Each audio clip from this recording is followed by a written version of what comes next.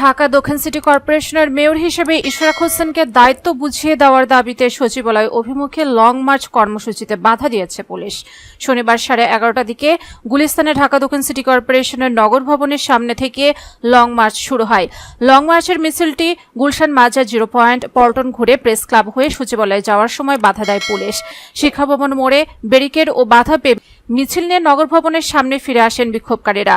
অফিসের কালো হাত ভেঙে দাও, গুড়িয়ে দাও, আসিফের কালো হাত ভেঙে দাও, গুড়িয়ে দাও, শপথ নিয়ে টালবাহনা চলবে না, অবিলম্বে ইশরাক হোসেনের শপথ চাই দিতে হবে, জনতার মেয়র ইশরাক ভাই, অন্য কোনো মেয়র নাই, এমন নানা স্লোগান দেন আন্দোলনকারীরা।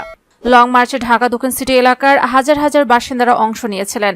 ইশরাককে মেয়র পদে দেখতে এদিন নগর ভবন থেকে সচিবালয় পর্যন্ত লং মার্চ কর্মসূচি ঘোষণা করেছিলেন আন্দোলনকারীরা। এর অংশ হিসেবে সকালে নগর ভবন অবরুদ্ধ করে তৃতীয় দিনের মতো বিক্ষোভ ও অবস্থান কর্মসূচি শুরু করেন তার অনুসারীরা। পরে সেখান থেকে লং মার্চ শুরু হয়।